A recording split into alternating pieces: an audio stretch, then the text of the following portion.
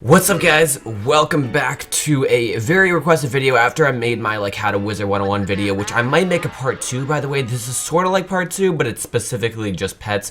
If you guys want to see a part 2 of that, let me know, because I can make another one of those. But this was like the most requested video in the comments of that, so I thought today I would do a video how to make the best pets in Wizard 101. This is going to be more of a basic video. I'm not going to I'm going to go pretty into depth, but I'm going to try to do it as quickly as possible so this isn't like a super long video. But if you guys are veteran players, this probably won't help you that much. I'm just going to be honest. You can still watch the video, but I know that there's a lot of beginners out there, and I know there's going to be a lot of beginners in the future, and I hope this will help you guys out. So we're going to go ahead and start off very basic. The first thing you need to know is, why do you need pets? Like, what's the point of them? And also, I'm going to go to the pet pavilion right now. If you guys don't know where it is, it's in the comments. All you got to do is follow the path that I just did from when you teleport to the comments. Go into this tunnel and you'll arrive here. This is everything you need to know for pets. This is where all of it goes down. But why would you ever want pets? So the thing is, if you go into any pets, you will see that they have talents. And basically, you guys know enough about this game, I hope. But basically, the idea is the better talents you can get, or the more talents you can get that are specific to what you want, the more your pet can help you in battles and stuff. So it's really good. As you can see, I got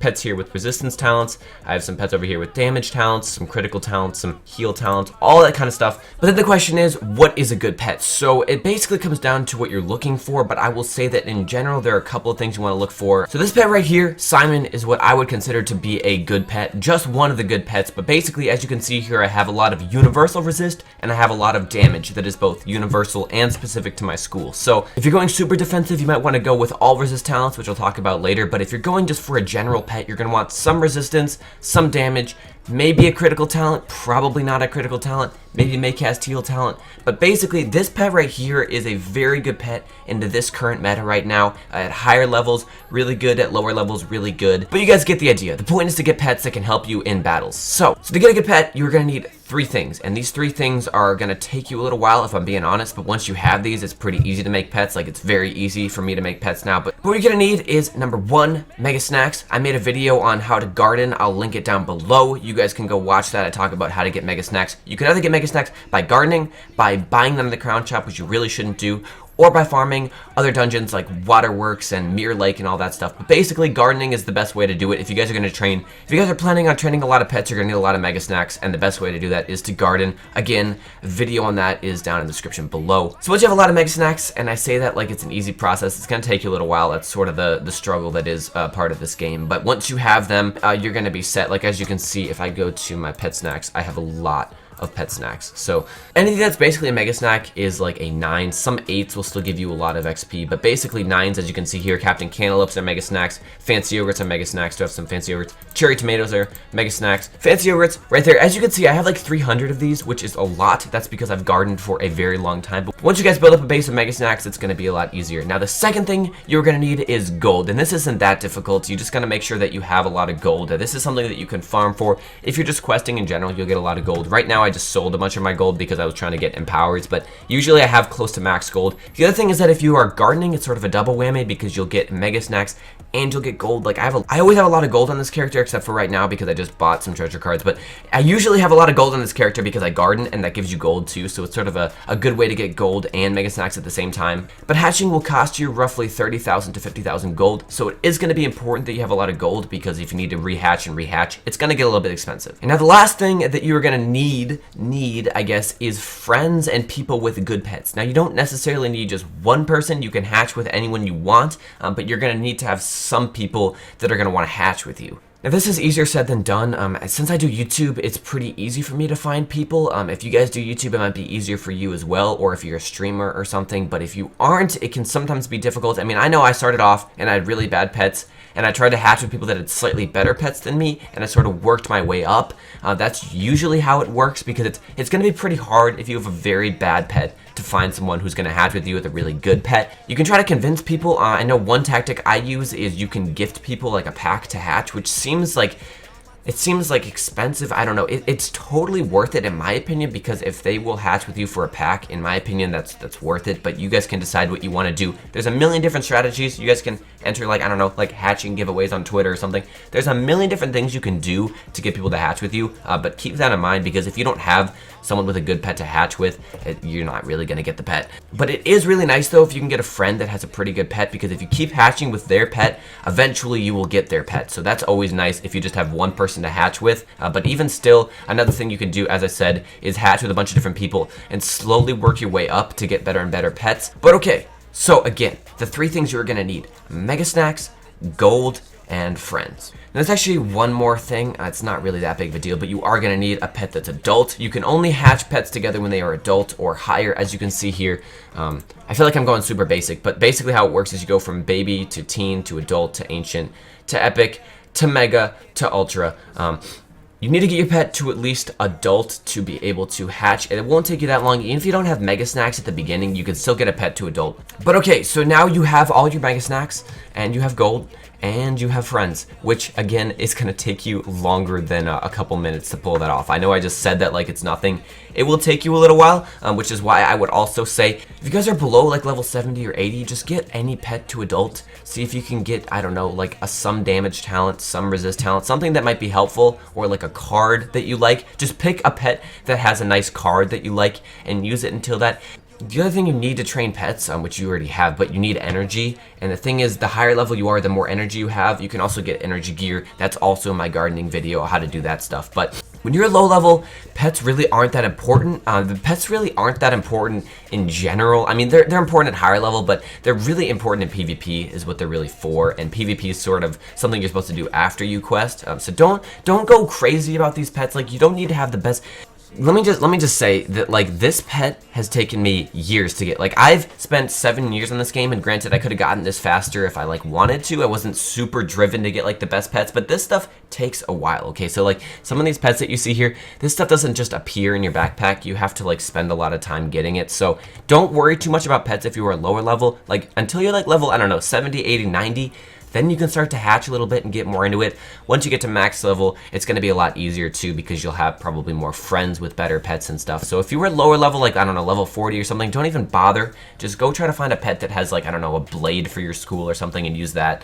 But okay, so once you want to hatch with people, all you got to do is go into the hatchery here, and you can either hatch with yourself here. If you have 2 adult pets, you can hatch them together. That's something I do a lot. I basically can make my own pets now, since once you have some good pets, you can basically just make your own. But you can also go over here and hatch with 2 people. There's not really, I don't even know, there's not really a ton more to say, to be honest. I mean, basically, so here's what you do. You get those 3 items that I said before, and you get your pet.